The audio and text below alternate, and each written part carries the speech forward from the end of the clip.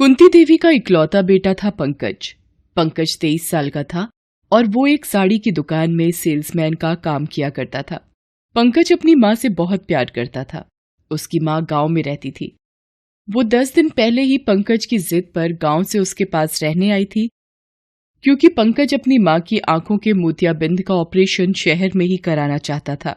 माँ, परसों मिली है आपके ऑपरेशन की तारीख। कुछ दिन बाद आप फिर से पहले की तरह देख पाएंगी। अरे क्या जरूरत है पैसे बर्बाद करने की। पैसे जमा करके रख बेटा, अब तेरी शादी होगी, बहू आएगी। पैसे तो बाद में भी कमा लूंगा माँ। अगर आपको दिखाई देना बंद हो गया तो अपनी बहू को आप कैसे देख पाएंगी? पंकज की बात पर कुंती मुस्कुरा कर रह गई। इधर कुछ दिनों से शहर में कोरोना ने अपने पैर पसारने शुरू कर दिए थे। हर दिन टीवी पर लोगों के मरने और इस बीमारी की चपेट में आने की खबरें आ रही थीं। कुंती भी बहुत चिंतित थी, लेकिन पंकज को तो हर दिन काम पर जाना ही पड़ता था। पंकज साड़ी की दुकान पर बैठा है। उसके सामने कुछ औरतें बैठी हुई हैं। अरे क्या बात कर रही हैं बहन जी, ये जो पीस है ना, मार्केट में कहीं भी चले जाएंगे आपको नहीं मिलेगा। ऐसा क्या है इसमें? बहन जी ये देख रही हैं, इस साड़ी पर जो जरी का महीन काम किया हुआ है ना, पूरा हाथ का काम है।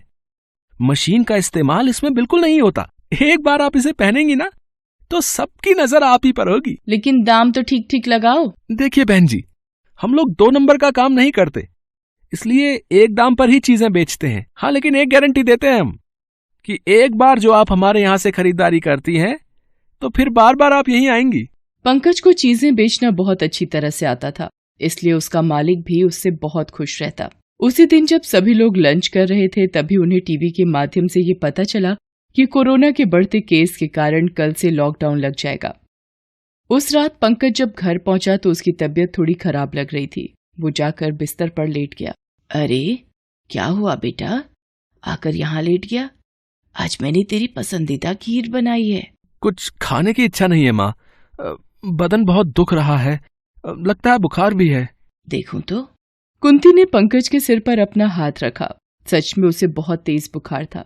बुखार की कोई दवा है क्या बेटे? तुम्हें तो तेज बुखार है। अरे माँ, थी तो दवा, लेकिन पिछली बार ही खत्म हो गई थी। देखो ना, मैं लाना भी भूल गया। कोई बात नहीं, मैं कपड़े की पट्टी लगा देती हूँ, बुखार उतर जाएगा। कुंती ने पंकज के सिर पर कपड़े की गीली पट्टी देना शुरू किया। थोड़ी देर में उसे नींद आ गई। रात भर पंकज ठीक से सोया, लेकिन सुबह जब उसकी नींद खुली तो वो जोर जोर से खांस रहा था। तुम्हें तो बहुत खांसी हो रही है बेटा, रुको गर्म पानी देती हूँ मैं तुझे। कुंती जब तक गर्म पानी लेकर आती, उसने देखा कि पंकज की तबीयत और खराब हो रही है। उसने उसके सिर पर हाथ रखा तो उसे अब भी तेज बुखार था। थोड़ी देर में वो जोर जोर से सांसें लेने लगा।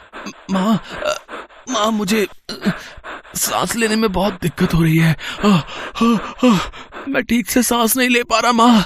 अरे ऐसा क्यों हो रहा है बेटा? रुक, मैं पीठ सहलाती हूँ, तू जोर जोर से सांस लेने की कोशिश करना। कुंती पंकज की पीठ को सहलाती है, लेकिन उससे ज्यादा फर्क नहीं पड़ता। पंकज को अब भी सांस लेने में बहुत दिक्कत हो रही थी। कुंती इस शहर में नई थी। उसे समझ नहीं आ रहा था कि वो किससे मदद मांगे। पंकज की आंखें बार बार बंद हो रही थीं।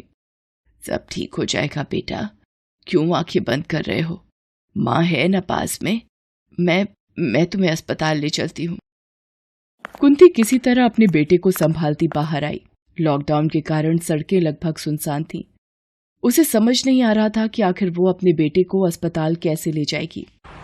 तभी उसे एक गाड़ी आती हुई दिखाई दी। उसने हाथ के इशारे से उसे रोकने की कोशिश की, लेकिन वो आगे निकल गई। अरे कोई मदद करो, भगवान के लिए रुक जाओ, एक माँ को ऐसी हालत में मत छोड़ो। देखो ना, मेरे बेटे की हालत बिल्कुल ठीक नहीं है। कुंती आधे घंटे तक हर आने जाने वाली गाड़ी से मदद की गुहार करती रही, लेकिन कोई भी उसकी मदद को नहीं रुका। तभी उनकी नजर दूर एक खाली रेहड़ी पर गई, जिस पर छोले चावल लिखा हुआ था और सड़क से दूर किनारे पर लगा हुआ था। वो रेहड़ी शायद किसी छोले चावल वाले की होगी जो लॉकडाउन के कारण पड़ी थी। कुंती वो रेहड़ी ले आई, उस पर पंकज को किसी तरह चढ़ाया और उसे ठेलती हुई अस्पताल की ओर चल पड़ी। न जाने उन बूढ़ी हड्डियों में इतनी ताकत कहां से आ गई, लेकिन वो कहते हैं ना कि माँ के सामने जब उसका बच्चा परेशान हाल हो तो माँ उसके लिए मौत तक से लड़ सकती है। हांफते हांफते वो अस्पताल पहुंची। वहां पहले ही अफरा तफरी मची हुई थी। कोई इधर रो रहा था, कोई उधर। कोई इधर परेशान था तो कोई उधर, क्योंकि कोरोना ने शहर में तबाही मचा रखी थी। कुंती की नजर एक वार्ड बॉय पर गई। अरे बेटा, कोई मुझे बता दो डॉक्टर कहाँ मिलेंगे, मेरा बेटा बहुत बीमार है। अरे रे रे रे, अरे आप यहाँ कैसे घुसी चली आ रही हैं? देख नहीं रही यहाँ पर पहले से ही कितने रोगी हैं? माफ करना बेटा, लेकिन मेरे बेटे की हालत बहुत खराब है। यहाँ सबकी हालत खराब है, चुपचाप खड़े रहो यहाँ पर। जब तुम्हारी बारी आएगी तो आना, ठीक है? उधर पंकज की हालत और भी खराब होती जा रही थी। जैसे बिना पानी के मछली तड़पती है, पंकज भी वैसे ही तड़प रहा था। कुंती का सब्र भी अब जवाब दे रहा था। उसने वार्ड बॉय के पैर पकड़ लिए और कहा कि मेरे बेटे को अस्पताल में भर्ती कर लो, वो बहुत बुरी स्थिति में है। अरे अम्मा, तुम समझती क्यों नहीं? यहाँ एक भी बेड खाली नहीं है। सारे बिस्तरों पर कोरोना के मरीज हैं। कोरोना? हाँ, तुम्हारे बेटे को भी कोरोना के लक्षण हैं। वो तो उसे देखकर ही मुझे पता लग गया था। देखो, बिस्तर तो कहीं नहीं मिलेगा। इसके लिए ऑक्सीजन के सिलेंडर की व्यवस्था कर दो, नहीं तो शायद ये नहीं बचेगा। क्योंकि मैंने आपके बेटे जैसे कई मरीजों को ऑक्सीजन के अभाव में मरते हुए देखा है, इसलिए कह रहा हूं। वार्ड बॉय की बात सुनकर कुंती की आंखों में आंसू आ गए। उसका शरीर अनजाने भय से कांपने लगा। उसका चेहरा पीला पड़ गया। अरे बेटे, मैं इस शहर में नहीं हूँ। ये ऑक्सीजन सिलेंडर कहाँ मिलेगा? पहले तो यही मिलता था, लेकिन अब कहाँ मिलेगा ये तो बस भगवान ही जानते हैं, बस बता रहे हैं। कुंती अस्पताल में हर किसी से ऑक्सीजन सिलेंडर के बारे में पूछने लगी। उसकी हालत पागलों की तरह हो गई थी। किसी ने बताया कि यहां से 40 किलोमीटर दूर ऑक्सीजन सिलेंडर मिल सकता है, लेकिन 25,000 रुपए खर्च करने पड़ेंगे। इतने पैसे कुंती के पास कहाँ थे? उसने रोते हुए ऊपर देखा और कहा, महादेव, ऐसा मत करिए, मेरे बुढ़ापे के सहारे को मत छीनिए। बहुत कम उम्र में आपने मेरे पति को बुला लिया। मैंने आपको कुछ नहीं कहा। जीवन में कई तकलीफें चुपचाप सही, लेकिन अब मैं और दर्द बर्दाश्त नहीं कर पाऊंगी। वो महादेव से प्रार्थना कर ही रही थी कि एक आदमी दौड़ता हुआ उसके पास आया और कहा, माँ जी, आपका बेटा का शरीर में कोई हलचल नहीं हो रही है। वो बिल्कुल शांत पड़ा है माँ जी, आप जल्दी आइए। ये सुनकर कुंती भागी भागी पंकज के पास गई। सच में पंकज का शरीर शांत हो गया था। अब उसमें कोई भी हलचल नहीं थी। माँ जी, लगता है आपका बेटा अब नहीं रहा। कुंती ये शब्द सुनते ही दहाड़ी मार कर रोने लगी। पंकज, पंकज उठना बेटा, मेरा ऑपरेशन अब कौन कराएगा?